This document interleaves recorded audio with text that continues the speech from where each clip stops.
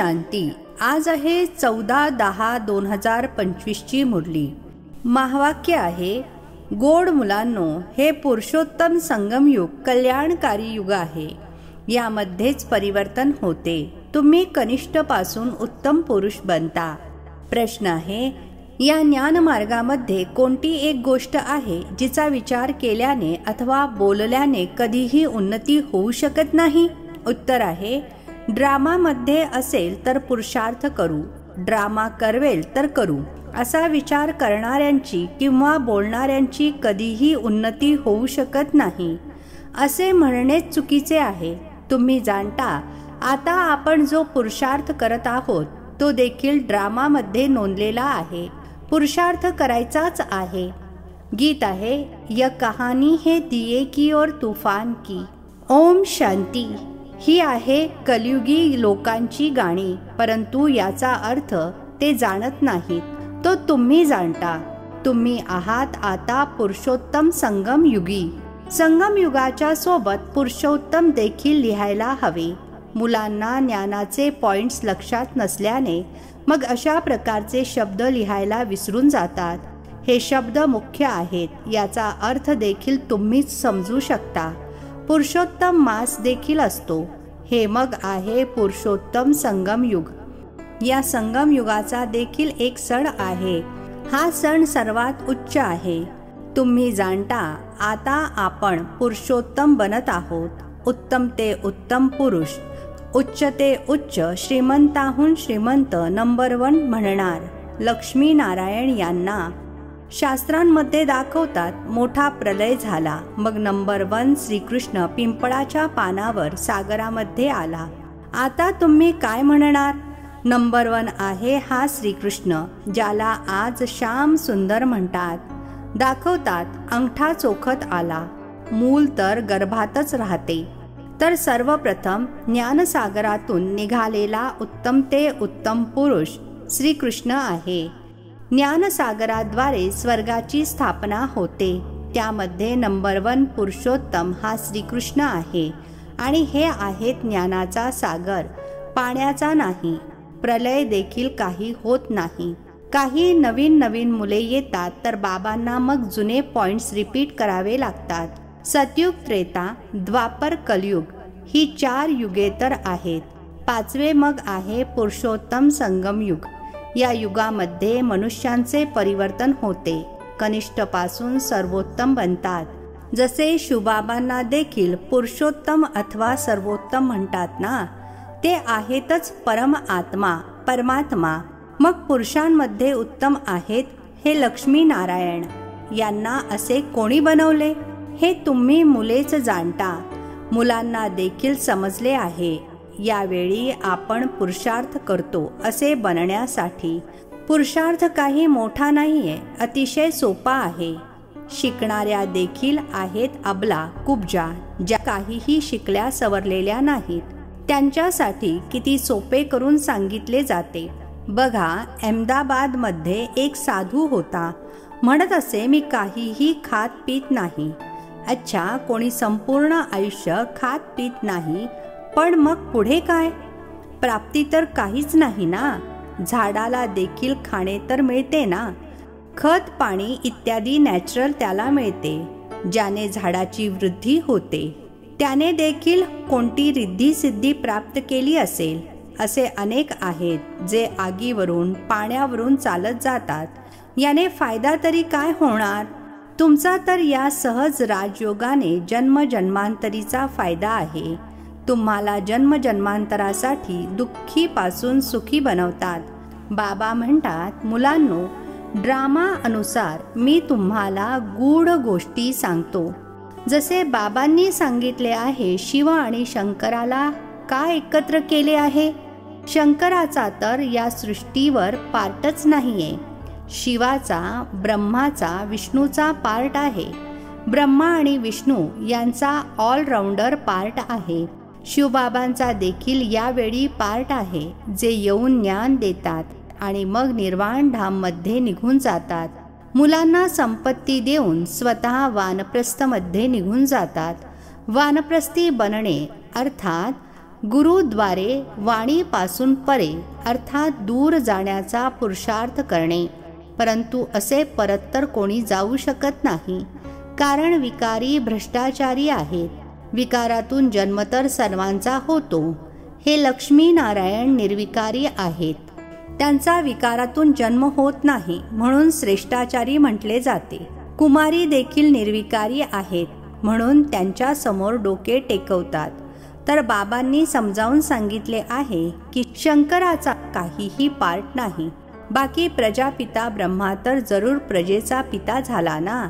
शिवबाबांना तर आत्म्यांचा पिता म्हणणार. ते आहेत अविनाशी पिता. या गूढ गोष्टी चांगल्या रीतीने धारण करायच्या आहेत. जे मोठे मोठे फिलॉसॉफर अर्थात तत्वज्ञानी असतात त्यांना अनेक टायटल्स अर्थात उपाध्या मिळतात. श्री श्री 108चे टायटल देखील विद्वानांना मिळते. बनारसच्या कॉलेजमधून पास होऊन टायटल घेऊन येतात. बाबांनी गुप्ताजींना यासाठी बनारसला पाठवले होते की त्यांना जाऊन समजावून सांगा की बाबांचे देखील टायटल स्वतःला ठेवून बसले आहात. बाबांना श्री श्री 108 जगद्गुरू म्हटले जाते. माळा 108ची असते.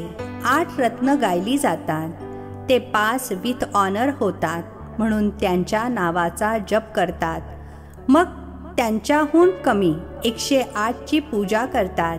जेव्हा यज्ञ रचतात तेव्हा कोणी कोणी 1000 शाळीग्राम बनवतात, कोणी 10,000, कोणी 50,000, कोणी लाख देखील बनवतात. मातीचे बनवून मग यज्ञ रचतात. जेवढा शेठ चांगल्यात चांगला मोठा शेठ असेल तर लाख शाळीग्राम बनवेल. बाबांनी समजावून सांगितले आहे. माळा तर मोठी आहे ना. 16,108ची माळा बनवतात. हे तुम्हा मुलांना बाबा बसून समजावून सांगतात. तुम्ही सर्व भारताची सेवा करत आहात बाबांसोबत. बाबांची पूजा होते तर मुलांची सुद्धा पूजा व्हायला हवी. हे जाणत नाहीत की रुद्र पूजा का होते. मुले तर सर्व शिवबाबांची आहेत. यावेळी सृष्टीची किती जनसंख्या आहे, यामध्ये सर्व आत्मे शिवबाबांची मुले झाली ना. परंतु सगळेच मदतगार बनत नाहीत. यावेळी तुम्ही जितकी आठवण करता तितके उच्च बनता, पूजन लायक बनता. अशी दुसऱ्या कोणाची ताकद नाही जो ही गोष्ट समजावून सांगेल. म्हणून म्हणतात ईश्वराचा अंत कोणीही जाणत नाही. बाबाच येऊन समजावून सांगतात. बाबांना ज्ञानाचा सागर म्हटले जाते तर जरूर ज्ञान देतील ना. प्रेरणेची तर गोष्ट नसते. ईश्वर काही प्रेरणेने समजावून सांगतात काय. तुम्ही जाणता त्यांच्याजवळ सृष्टीच्या आदी मध्य अंताचे ज्ञान आहे. ते मग तुम्हा मुलांना ऐकवतात. हा तर निश्चय आहे. निश्चय असून देखील तरीही बाबांना विसरून जातात. बाबांची आठवण हेच अभ्यासाचे सार आहे. आठवणीच्या यात्रेने कर्मातीत अवस्थेला प्राप्त करण्यासाठी मेहनत घ्यावी लागते. यामध्येच मायेची विघ्न पडतात. अभ्यासामध्ये इतकी विघ्न येत नाहीत. आता शंकरासाठी म्हणतात. शंकर डोळा उघडतो आणि विनाश होतो. हे म्हणणे देखील बरोबर नाही. बाबा म्हणतात ना मी विनाश करवितो ना ते करतात. हे चुकीचे आहे. देवता थोडेच पाप करतील. आता शिवबाबा बसून या गोष्टी समजावून सांगतात. हे शरीर आत्म्याचा रथ आहे. प्रत्येक आत्म्याची आपल्या रथावर स्वारी आहे. बाबा म्हणतात मी यांचे अर्थात ब्रह्मातनाचे लोन घेतो, म्हणून माझा दिव्य अलौकिक जन्म म्हटला जातो. आता तुमच्या बुद्धीमध्ये 84चे चक्र आहे. जाणता आता आपण घरी जात आहोत, मग स्वर्गामध्ये येणार. बाबा खूप सोपे करून सांगतात. यामध्ये हार्ट फेल अर्थात निराश व्हायचे नाही. म्हणतात बाबा आम्ही शिकले सवरलेले नाही आहोत. मुखातून काही शब्दच निघत नाही. परंतु असे तर होत नाही. मुख तर जरूर चालतेच. जेवण जेवता तेव्हा मुख चालते ना. वाणी निघणार नाही असे तर होऊच शकत नाही. बाबांनी खूप सोपे करून सांगितले आहे. कोणी मौनामध्ये राहतात तरीही वरच्या दिशेने इशारा करतात की त्याची आठवण करा. दुःख हरता सुख करता ते एकच दाता आहेत. भक्ती मार्गामध्ये देखील दाता आहेत, तर यावेळी देखील दाता आहेत. आणि मग वानप्रस्थमध्ये तर आहेच शांती. मुले देखील शांतीधाममध्ये राहतात. पाठ नोंदलेला आहे, जो ॲक्टमध्ये अर्थात कृतीमध्ये येतो. आता आमचा पार्ट आहे विश्वाला नवीन बनविणे. त्यांचे नाव खूप सुंदर आहे, हेवनली गॉडफादर. बाबा रचयिता आहेत स्वर्गाचे. बाबा नरक थोडाच रचतील. जुनी दुनिया कुणी रचते का? घर नेहमी नवीनच बनवले जाते. शिवबाबा नवीन दुनिया रचतात ब्रह्माद्वारे. यांना पार्ट मिळालेला आहे. इथे जुन्या दुनियेमध्ये जे काही मनुष्य आहेत सर्व एकमेकांना दुःख देत राहतात. तुम्ही जाणता आम्ही आहोत शिवबाबांची संतान. मग शरीरधारी प्रजापिता ब्रह्माची मुले झाली दत्तक मुले. आम्हाला ज्ञान ऐकविणारे आहेत शिवबाबा रचयिता, जे आपल्या रचनेच्या आदी मध्य अंताचे ज्ञान ऐकवतात. तुमचे एम ऑब्जेक्टच आहे हे, अर्थात लक्ष्मी नारायण बनणे. मनुष्य बघा किती खर्च करून मार्बल इत्यादींच्या मूर्त्या बनवतात. हे आहे ईश्वरीय विश्वविद्यालय, वर्ल्ड युनिव्हर्सिटी. साऱ्या युनिव्हर्सला चेंज केले जाते. त्यांचे जे काही आचरण आहे ते सर्व आहे आसुरी. आदी मध्य अंत दुःख देणारे आहेत. ही आहे ईश्वरीय युनिव्हर्सिटी.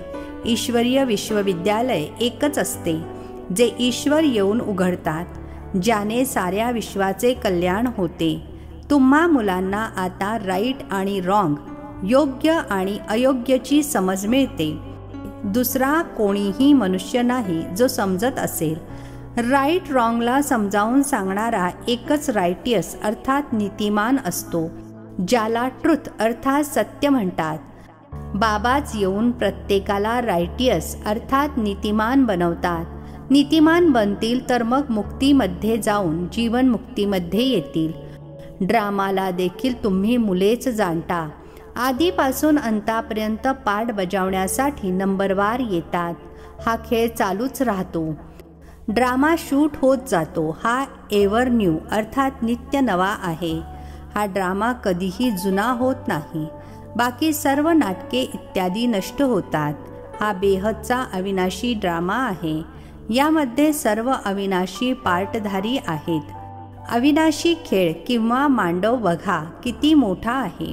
बाबा येऊन जुन्या सृष्टीला पुन्हा नवीन बनवतात. तो सर्व तुम्हाला साक्षात्कार होईल. जितके जवळ याल तितका मग तुम्हाला आनंद होईल. साक्षात्कार कराल, म्हणाल आता पार्ट पूर्ण झाला. ड्रामाला पुन्हा रिपीट करायचे आहे. पुन्हा नव्याने पार्ट बजावणार, जो कल्पापूर्वी बजावला आहे. यामध्ये थोडासुद्धा फरक होऊ शकत नाही. म्हणून जितके होऊ शकेल तुम्हा मुलांना उच्चपद मिळवायचे आहे. पुरुषार्थ करायचा आहे, गोंधळून जायचं नाही. ड्रामाला जे करायचे असेल ते करवून घेईल असे म्हणणे देखील चुकीचे आहे. आम्हाला तर पुरुषार्थ करायचाच आहे. अच्छा, गोड गोड खूप खूप वर्षांनंतर भेटलेल्या मुलांप्रती मात पिता बाप दादांची प्रेमपूर्वक आठवण आणि सुप्रभात. आत्मिक पित्याचा आत्मिक मुलांना नमस्ते. आम्हा आत्मिक मुलांचा आत्मिक पित्याला नमस्ते. धारणेसाठी मुख्य सारांश आहे. पहिला पॉइंट आहे, अभ्यासाचे सार बुद्धीमध्ये ठेवून आठवणीच्या यात्रेने कर्मातीत अवस्थेला प्राप्त करायचे आहे. श्रेष्ठ पूजनीय बनण्याकरिता बाबांचे संपूर्ण मदतगार बनायचे आहे. दुसरा पॉइंट आहे, सत्य बाबांद्वारे राईट रॉंगची जी समज मिळाली आहे त्याद्वारे रायटियस अर्थात नीतिमान बनून जीवनबंधातून मुक्त व्हायचे आहे. मुक्ती आणि जीवनमुक्तीचा वारसा घ्यायचा आहे. आजचे वरदान, आपसामध्ये स्नेहाच्या देवाणघेवाणीद्वारे सर्वांना सहयोगी बनविणारे सफलता मूर्त भव. आपसामध्ये स्नेहाच्या देवाणघेवाणीद्वारे सर्वांना सहयोगी बनविणारे सफलता मूर्त भव. स्पष्टीकरण आहे, आता ज्ञान देणे आणि घेण्याची स्टेज पास केली. आता स्नेहाची देवाणघेवाण करा. जो कोणी समोर येईल, संबंधांमध्ये येईल, तर स्नेह द्यायचा आणि घ्यायचा आहे. याला म्हटले जाते सर्वांचे स्नेही आणि लवली. ज्ञानदान अज्ञानींना करायचे आहे, परंतु ब्राह्मण परिवारामध्ये या दानाचे महादानी बना। संकल्पांमध्ये देखील कोणाप्रती स्नेहाशिवाय दुसरी कोणतीही उत्पत्ती होऊ नये। जेव्हा सर्वांप्रती स्नेह होते तेव्हा स्नेहाचा प्रतिसाद सहयोग असतो आणि सहयोगाचा रिझल्ट सफलता प्राप्त होते। स्लोगन: एका सेकंदामध्ये व्यर्थ संकल्पांवर फुलस्टॉप लावा, हाच तीव्र पुरुषार्थ आहे। एका सेकंदामध्ये व्यर्थ संकल्पांवर फुलस्टॉप लावा, हाच तीव्र पुरुषार्थ आहे। मातेश्वरीजींची अनमोल महावाक्ये। आजकाल मनुष्य मुक्तीलाच मोक्ष म्हणतात। ते असे समजतात की जे मुक्ती मिळवतात ते जन्ममरणातून सुटतात। ते लोक तर जन्ममरणामध्ये न येणे यालाच उच्चपद समजतात, तेच प्रारब्ध मानतात आणि मग जीवनमुक्तीला समजतात। जे जीवनामध्ये राहून चांगले कर्म करतात, जसे धर्मात्मा लोक आहेत, त्यांना जीवनमुक्त समजतात। बाकी कर्मबंधनातून मुक्त होणे ते तर कोटींमध्ये कोणी विरळाच समजू शकतो। आता हे आहे त्यांचे स्वतःचे मत, परंतु आम्ही तर परमात्म्याद्वारे जाणले आहे की जोपर्यंत मनुष्य अगोदर विकारी कर्मबंधनातून मुक्त होत नाही तोपर्यंत आदी मध्य अंत दुःखातून सुटू शकत नाही। तर यातून सुटणे ही देखील एक स्टेज आहे। ते देखील पहिले जेव्हा ईश्वरीय ज्ञानाला धारण करतील तेव्हाच त्या स्टेजवर पोहोचू शकतात आणि त्या स्टेजवर पोहोचविणारे स्वयं परमात्मा पाहिजेत।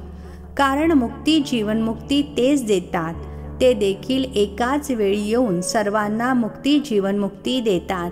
बाकी परमात्मा काही अनेक वेळा येत नाहीत आणि असेही समजू नका की परमात्माच सर्व अवतार धारण करतात। ओम शांती। अव्यक्त इशारे। स्वयं प्रती आणि सर्वांप्रती मनसाद्वारे योगाच्या शक्तींचा प्रयोग करा। मनसा सेवा बेहदची सेवा आहे। जितके तुम्ही मनसाद्वारे वाणीद्वारे स्वतः सॅम्पल अर्थात उदाहरण बनाल तर सॅम्पलला पाहून आपणच आकर्षित होतील। फक्त दृढसंकल्प ठेवा तर सहज सेवा होत राहील। जर वाणीसाठी वेळ नसेल तर वृत्तीद्वारे मनसाद्वारे परिवर्तन करण्यासाठी तर वेळ आहे ना। आता सेवेशिवाय वेळ घालवायचा नाही। निरंतर योगी निरंतर सेवाधारी बना। जर मनसा सेवा करता येत नसेल तर आपल्या संपर्काद्वारे आपल्या चलनद्वारे अर्थात वर्तनाद्वारे देखील सेवा करू शकता।